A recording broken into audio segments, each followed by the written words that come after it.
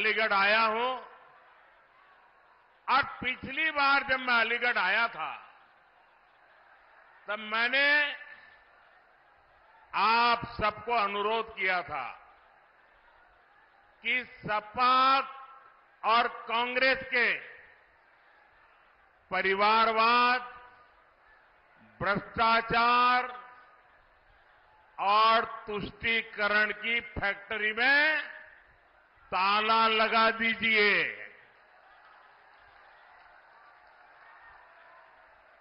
याद है ना? और आपने ऐसा मजबूत ताला लगाया, ऐसा मजबूत ताला लगाया कि दोनों शहजादों को आज तक इसकी चाबी नहीं मिल रही।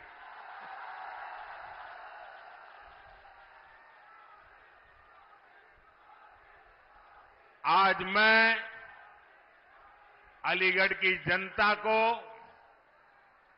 हाथरस के मेरे भाई बहनों को फिर एक बार प्रार्थना करने आया हूं, आपका आशीर्वाद लेने आया हूं। और मेरी आपसे प्रार्थना यह है कि अच्छे भविष्य की, विकसित भारत की चाबी भी आप ही के पास है। अब देश को गरीबी से पूरी तरह से मुक्त करने का समय आ गया है। अब देश को भ्रष्टाचार से पूरी तरह मुक्त कराने का समय आ गया है। अब देश को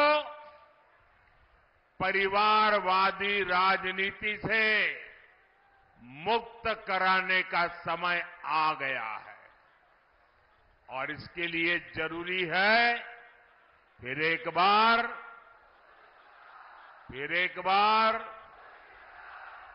बार साथियों, इस बार अलीगढ़ में 26 अप्रैल को और हाथरस में 7 मई को मतदान है। आपको अलीगढ़ से मेरे छोटे भाई सतीश गौतम जी को और हाथरस से मेरे अनन्य साथी अनूप वाल्मीकि जी को भारी मतों से जिताना। और इसके लिए मुझे आपके आशीर्वाद चाहिए। और आप भले यहां वोट हमारे सतीश जी को देंगे होंगे या अनूप जी को देते होंगे, लेकिन ये पक्का मानिए, जब कमल के निशान पर बटन दबाएंगे ना तो मोदी को सीधा आपका वोट मिल जाएगा।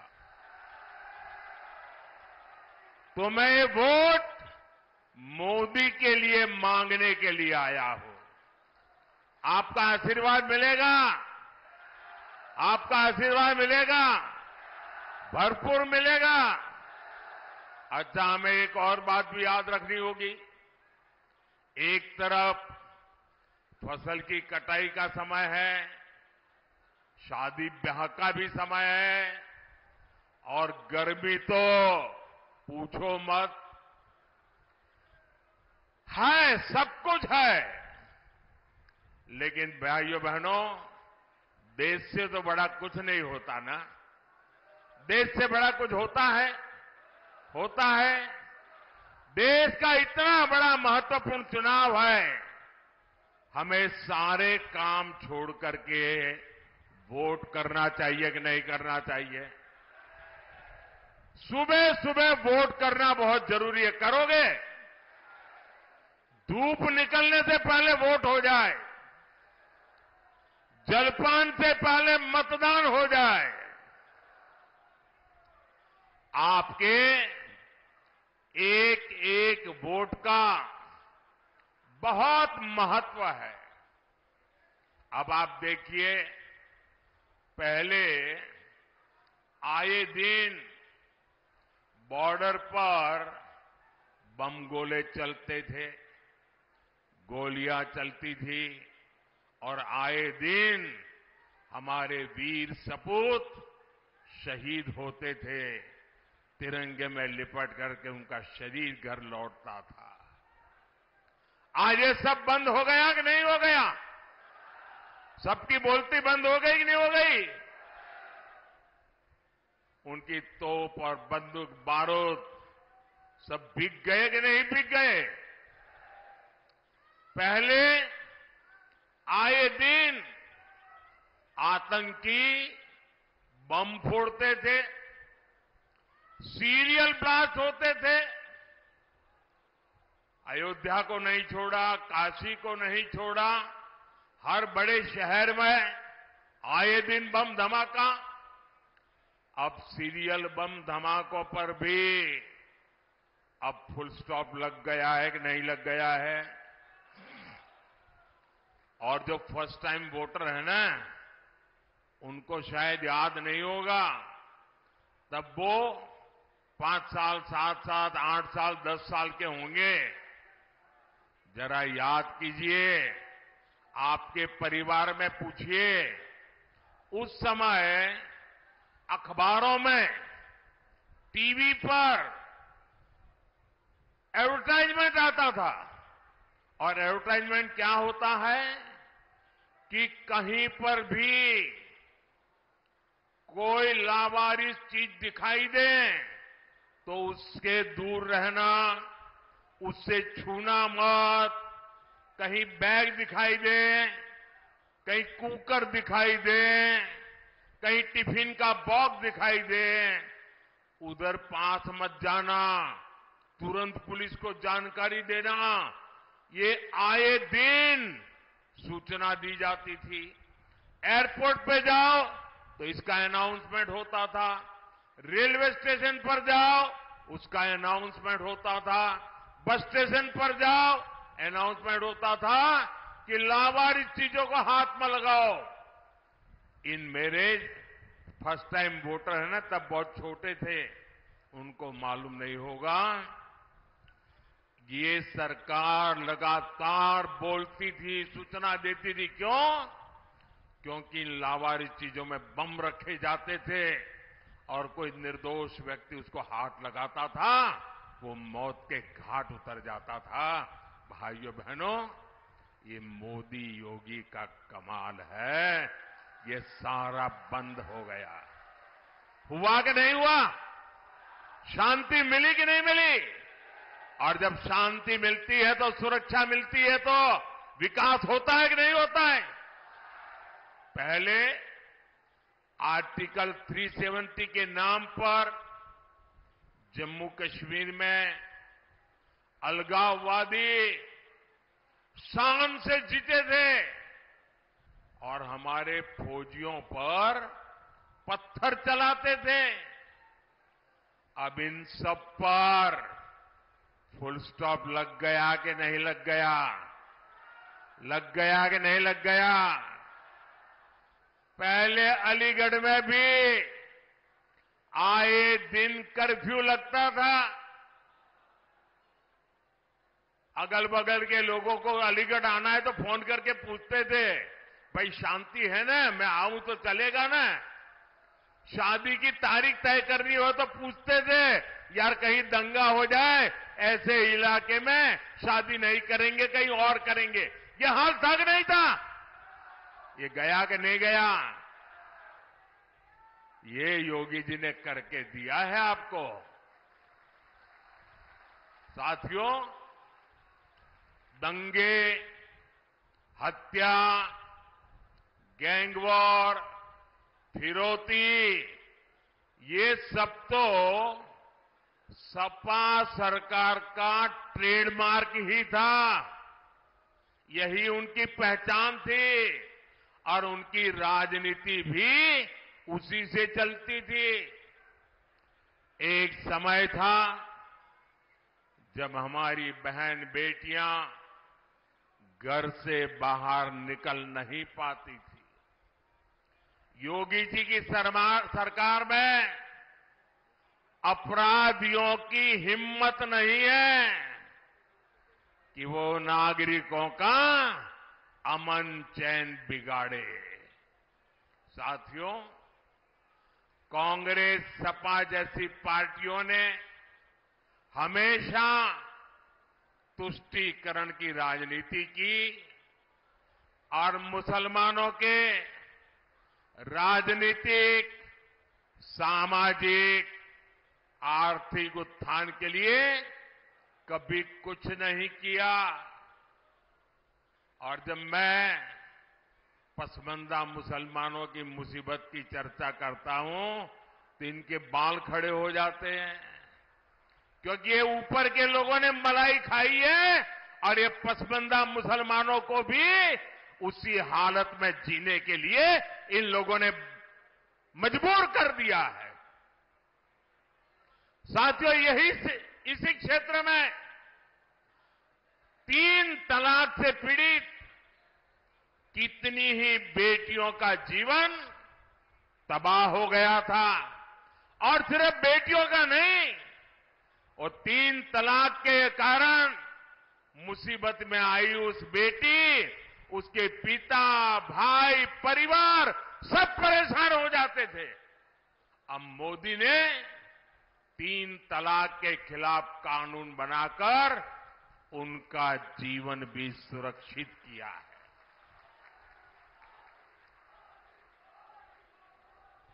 पहले हज कोटा कम होने की वजह से कितनी मारामारी होती थी, उसमें भी रिश्वतखोरी चलती थी और ज्यादातर रसूखदार लोग ही हज जाने का मौका पाते थे। मैंने सऊदी अरब के क्राउन प्रिंस से आग्रह किया था कि हमारे भारत के मुसलमान भाई बहनों के लिए हज का कोटा बढ़ाएं। आज न सिर्फ भारत का हज का कोटा बढ़ा है, बल्कि वीजा नियमों को भी आसान बनाया गया है। सरकार ने एक बहुत बड़ा अहम फैसला लिया। पहले हमारी मुस्लिम माताएं बहनें अकेली हज करने जा नहीं सकती थी। सरकार ने महिलाओं को बिना महरम हज जाने की अनुमति भी दी और मुझे हजारों ऐसी बहनें आशीर्वाद दे रही हैं जिनका हज जाने का सपना पूरा हुआ। साथियों, कांग्रेस, सपा जैसी भ्रष्ट पार्टियों ने आपके परेशानियों को उनकी कभी परवाह नहीं की। गरीब को पैसे देकर भी पूरा राशन नहीं मिलता था, बिचौलिए ही लूट लेते थे। आज अलीगढ़ और हाथरस के लाखों साथियों को मुफ्त राशन मिल रहा है। इतना ही नहीं, पूरा राशन मिल रहा है। अलीगढ़ और हाथरस के लाखों परिवारों को आयुष्मान भारत योजना के तहत मुफ्त इलाज की सुविधा भी मिली है।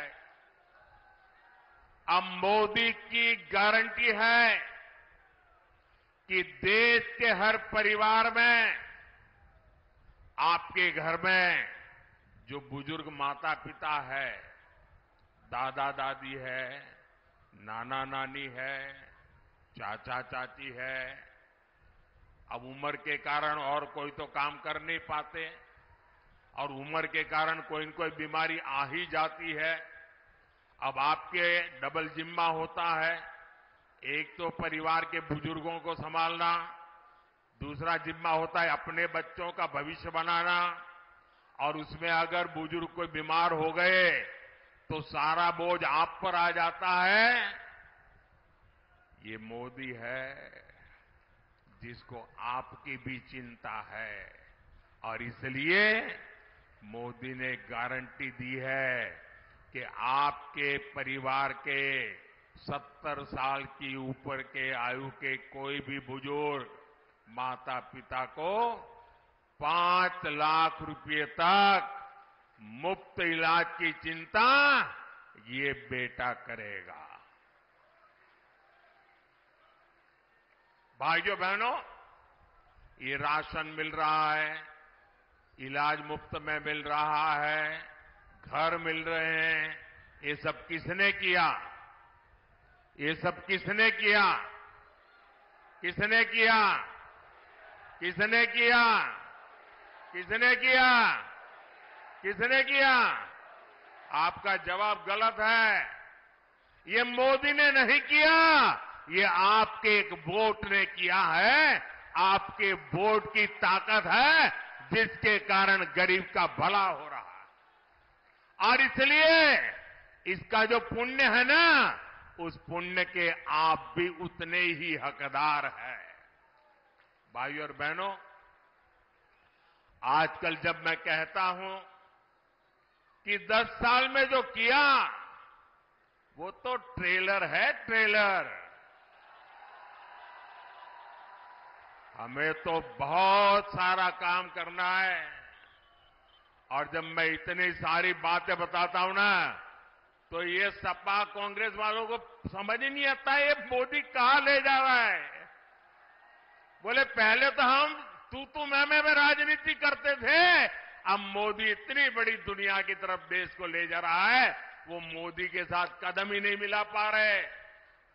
अभी क्षेत्र में देखिए, अलीगढ़ में हवाई अड्डा बन गया, पड़ोस में जेवर में इंटरनेशनल एयरपोर्ट बन रहा है, गाजियाबाद अलीगढ़ नेशनल हाईवे बन गया, अलीगढ़ कानपुर नेशनल हाईवे बन गया, हाथरस भी मथुरा बरेली एक्सप्रेसवे से जुड़ रहा है। अलीगढ़ और हाथरस दोनों रेलवे स्टेशन आधुनिक बनाए जा रहे हैं। ये एएमयू तो थी यहां, अब राजा महेंद्र प्रताप यूनिवर्सिटी का भी निर्माण पूरा होने वाला है। ऐसे ढेर सारे काम इस क्षेत्र में हुए हैं।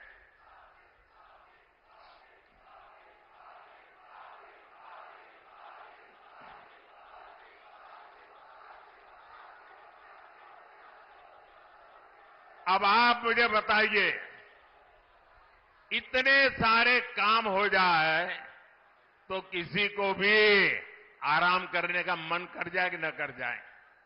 कर जाए कि न कर जाए? लेकिन ये मोदी है, आपके लिए जीता है, वो रुकना जानता नहीं है। और इसलिए क्योंकि मैंने तय किया है, आपका सपना ही मेरा संकल्प है। मेरा पल पल आपके नाम है। मेरा पल पल देश के नाम है। 24/7 फॉर 2047। न मोदी रुकने वाला है, न मोदी थकने वाला है, और न मोदी मौज करने के लिए पैदा हुआ है। मोदी मेहनत के लिए पैदा हुआ है। वो आपके भविष्य के लिए, आपके बच्चों के भविष्य के लिए मेहनत करने में कोई कमी नहीं रखूंगा। साथियों, ये इंडी गठबंधन वाले इतनी निराशा में डूबे लोग हैं कि भविष्य की ओर देखने के लिए हौसला ही नहीं रहा। ये कहते हैं कि मोदी विकसित भारत की बात क्यों करता है। ये कहते हैं मोदी भारत को तीसरी बड़ी आर्थिक ताकत बनाने की बात क्यों करता है। ये लोग अपने परिवार और सत्ता के लोभ के अलावा कुछ नहीं करते और जनता से छलावा करते रहते। साथियों, कांग्रेस और इंडी गठबंधन के एक और खतरनाक इरादे से मैं आज देश के लोगों को, अलीगढ़ के लोगों को आगाह कर रहा हूं। मैं देशवासियों को आगाह करना चाहता हूं। कांग्रेस और इंडी गठबंधन की नजर अब आपकी कमाई पर है, आपकी संपत्ति पर है। कांग्रेस के शहजादे का कहना है कि उनकी सरकार आई तो कौन कितना कमाता है, किसके पास कितनी प्रॉपर्टी है, किसके पास कितना धन है, किसके पास कितने मकान है, उसकी जांच कराएंगे।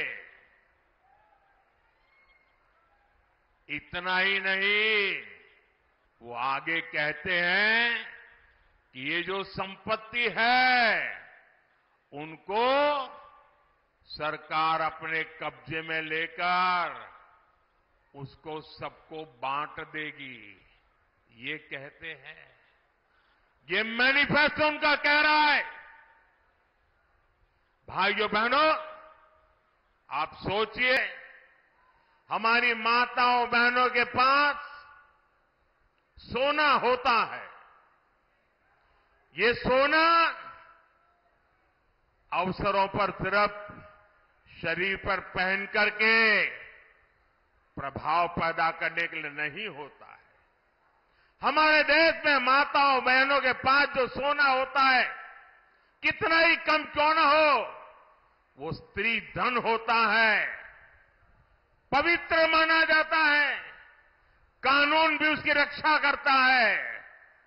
अब इनकी नजर कानून बदलकर हमारी माताओं बहनों की संपत्ति छीनने का भी खेल खेला जा रहा है। उनका मंगलसूत्र, उस पर उन लोगों की नजर है। माताओं बहनों का सोना चुराने का इरादा। इतना ही नहीं, वो सर्वे करना चाहते हैं कि जो नौकरी पेशा वर्ग है, जो कर्मचारी है, उन्होंने अपनी बच्चों की पढ़ाई के लिए, बच्चों की शादी के लिए जो एफडी की है, फिक्स डिपॉजिट की है, किसकी कितनी सैलरी और कितनी एफडी है, उसकी भी जांच होगी। किसके पास एक वाहन है, किसके पास 2 वाहन है, उसकी भी जांच होगी। यानी किसके पास कितनी जमीन है, उसकी भी जांच होगी। व्हीकल कितने हैं, उसकी जांच होगी। कांग्रेस इसका सर्वे कराएगी और फिर कांग्रेस कब्जा करेगी। सरकार के नाम पर कब्जा करके आपकी संपत्ति को छीन करके बांटने की बात कर रही है। कांग्रेस यहां तक जाएगी, अगर आपका गांव में पुराना पैतृक घर है, बच्चों के भविष्य के लिए आपने शहर में मानो छोटा फ्लैट ले लिया, और अगर पता चला कि आपका गांव में भी एक घर है, तो 2 में से 1 छीन लेंगे कि आपको 2 की जरूरत नहीं है, जिसको नहीं उसको दे देंगे। कांग्रेस के लोग कहेंगे कि आपके पास गांव में एक घर तो पहले से ही है। ये माओवादी सोच है, ये कम्युनिस्टों की सोच है। ऐसा करके कितने ही देशों को वो पहले बर्बाद कर चुके हैं। अब यही नीति ये कांग्रेस पार्टी और इंडिया अलायंस भारत में लागू करना चाहती है। आपकी मेहनत की कमाई, आपकी संपत्ति पर कांग्रेस अपना पंजा मारना चाहती है। आपका स्त्री धन लूटना चाहती है।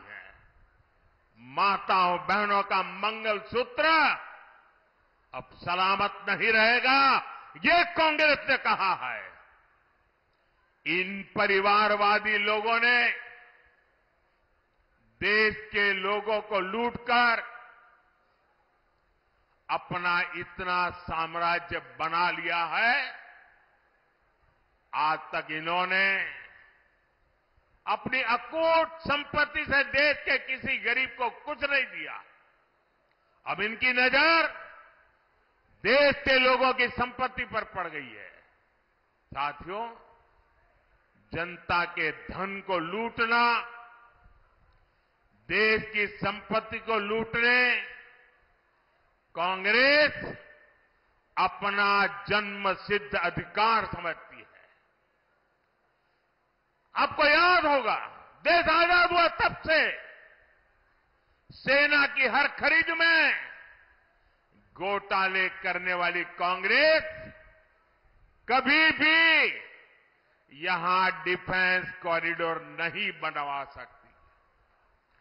बीजेपी की वजह से अब हमारा यूपी आत्मनिर्भर भारत, आत्मनिर्भर सेना का बहुत बड़ा हब बनने जा रहा है।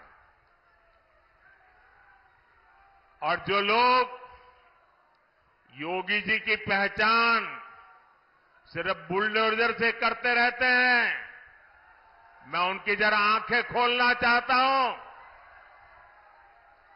उनकी आंखें खोलना चाहता हूं। उत्तर प्रदेश में आजादी के बाद जितना औद्योगिक विकास नहीं हुआ, वो अकेले योगी जी के कालखंड में हुआ है। वन डिस्ट्रिक्ट वन प्रोडक्ट का उनका मिशन आज पूरे देश में नई इज्जत बना रहा है। आपने सिर्फ बुलडोजर बुलडोजर की बातें कही। अगर विकास को नई ऊंचाइयों पर कोई ले गया है तो योगी जी की सरकार ले गई है। और काशी के सांसद के नाते, मैं उत्तर प्रदेश का सांसद हूं, ये मेरे भी माननीय मुख्यमंत्री है। मैं गर्व अनुभव करता हूं कि मेरे पास ऐसे साथी हैं।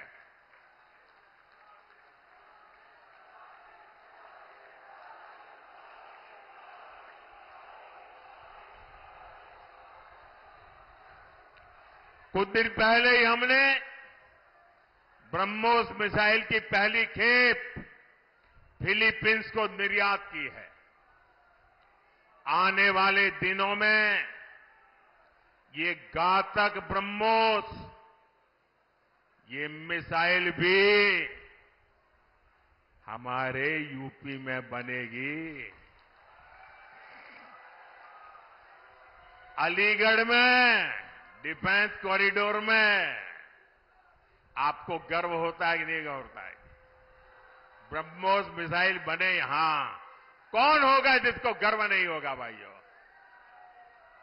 साथियों, डिफेंस कॉरिडोर के साथ ही इस क्षेत्र के पास डेडिकेटेड फ्रेट कॉरिडोर की भी ताकत है।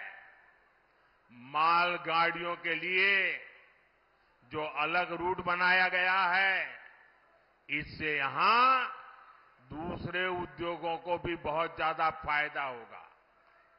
अलीगढ़, हाथरस और आसपास के छोटे, लघु और कुटीर उद्योग, ये सभी विकसित भारत की ऊर्जा है।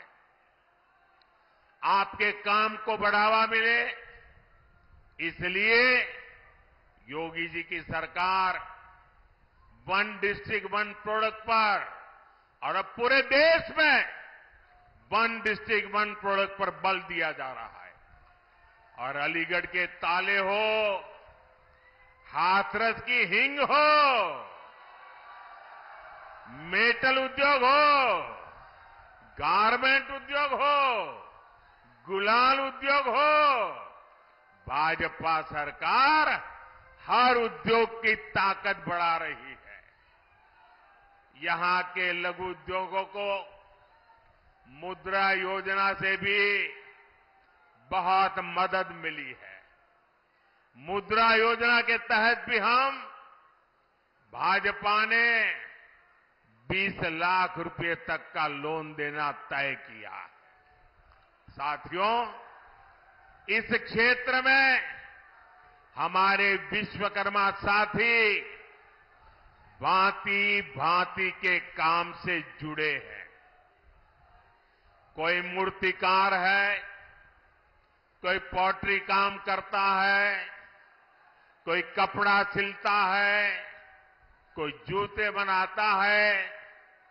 ऐसे मेरे सभी परिवारों के लिए 13,000 करोड़ रुपए की विशेष पीएम विश्वकर्मा योजना बनाई गई है।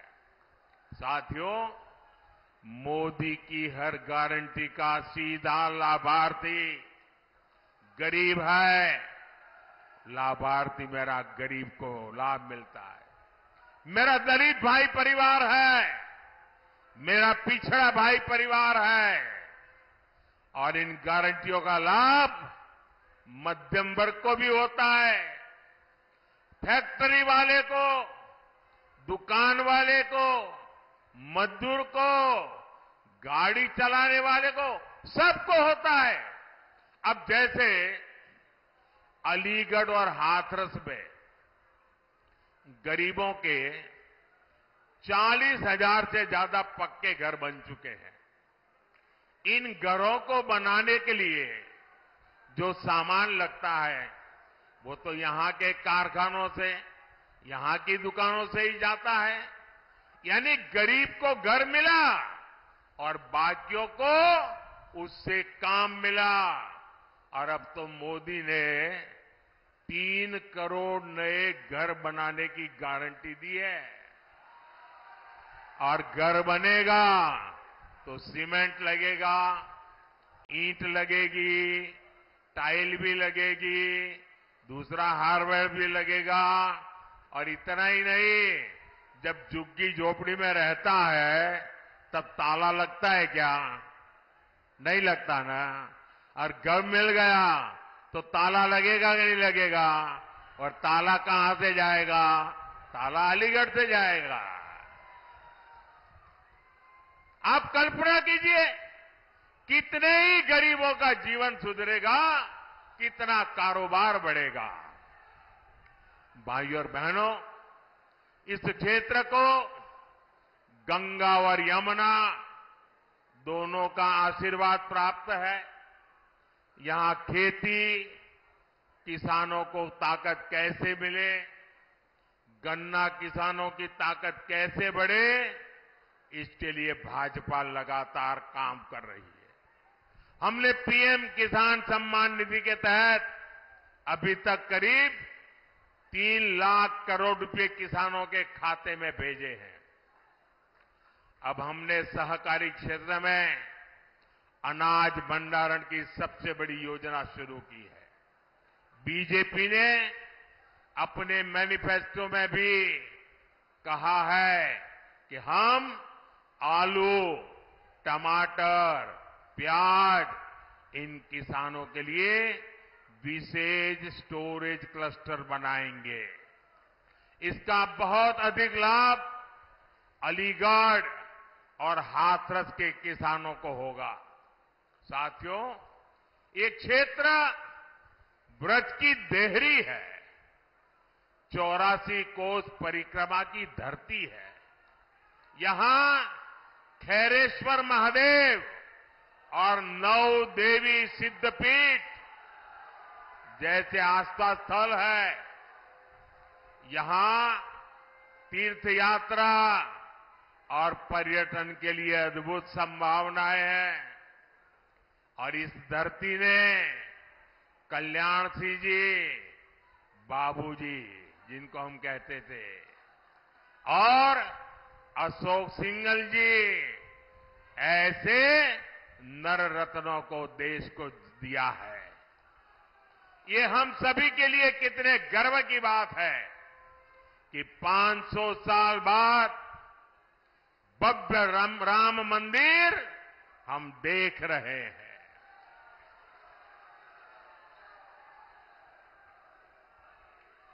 और जब भव्य राम मंदिर की बात आती है ना, तो उनकी नींद उड़ जाती है। उनको लगता है कि ये 70 साल तक हम रोक करके बैठे थे, ये मोदी क्या आ गया, इतने साल में ही कोर्ट से जजमेंट भी आ गया, मंदिर भी बनना शुरू हो गया, मंदिर बन भी गया, प्राण प्रतिष्ठा भी हो गई, रोज लाखों लोग आने भी लग गए। अब इनकी नींद उड़ गई है, मैं क्या करूं बताओ। और इसलिए इतने गुस्से में है, ये इतने गुस्से में है कि प्राण प्रतिष्ठा के निमंत्रण को ठुकरा दिया। कोई ऐसा करेगा क्या? करेगा क्या? मुझे जब प्राण प्रतिष्ठा का निमंत्रण देने आए थे ना, तो मैंने जूते निकाल करके उस निमंत्रण कार्ड को हाथ में लेकर के अपने सर पे लगाया था। मैं उसे मेरा भाग्य मानता था। भव्य राम मंदिर आज के भारत को विकसित होने का आशीर्वाद दे रहा है। साथियों, अब आपको विकसित भारत बनाने के लिए भारत में एक मजबूत सरकार बनानी है। और इसके लिए भाजपा को वोट करना है, एनडीए को वोट करना है। मेरा आपसे अनुरोध है कि आप घर घर जाइए, सभी मतदाताओं जो जाकर के इन सारे विषय घर में बैठ करके बताइए और उनसे वादा करिए कि छुट्टी हो, शादी हो, कुछ भी हो, लेकिन वोट करने जाएंगे। उनसे वादा करिए, पक्का करिए। और दूसरा काम, जब मतदान होना तो उत्सव मनाइए अपने पोलिंग बूथ में। ये लोकतंत्र का उत्सव है, आनंद उत्सव होना चाहिए। छोटी छोटी 15-15, 20-20 की टोलियां गीत गाते गाते मतदान करने के लिए जाए। और हमारे गांव वाले तो तुरंत गीत बना भी देते हैं। लोकतंत्र का जय जयकार करते हुए जाए और ऐसा उत्सव मनाए और फिर मतदान कर करके वापस लौटे। और तीसरा काम, हमें पोलिंग बूथ जीतना है। हमें एक भी पोलिंग बूथ हारना नहीं है। घर घर जाओगे, घर घर जाओगे, जरा मुझे जोर से हाथ ऊपर करके बताइए। घर घर जाओगे, घर घर जाओगे, मतदाताओं को मिलकर के बात बताओगे। दरवाजे पर पर्चा दे करके नहीं आना है, घर में जाके बैठना है, उनका पानी पीना है, उनसे 5 मिनट 10 मिनट बात करनी है। करोगे? करोगे? छोटे छोटे जुलूस निकाल करके उत्सव मनाते हुए मतदान करोगे? पहले मतदान फिर जलपान, पहले मतदान फिर जलपान। जब तक मतदान नहीं करेंगे, जलपान नहीं करेंगे, ये बात पक्की करोगे? और फिर पोलिंग बूथ जीत के दिखाओगे? पहले से रिकॉर्ड मतों से जीतोगे? पक्का जीतोगे? अच्छा, मेरा एक काम करोगे? करोगे? मेरा पर्सनल काम है, जरा हाथ ऊपर करके बताइए, करोगे? देखिए, घर घर जाना और जाकर के कहना कि अपने मोदी जी अलीगढ़ आए थे और मोदी जी ने आपको राधे राधे कहा है, राम राम कहा है। घर घर मेरा प्रणाम पहुंचा देंगे। मेरे साथ बोलिए, भारत माता की, भारत माता की, भारत माता की।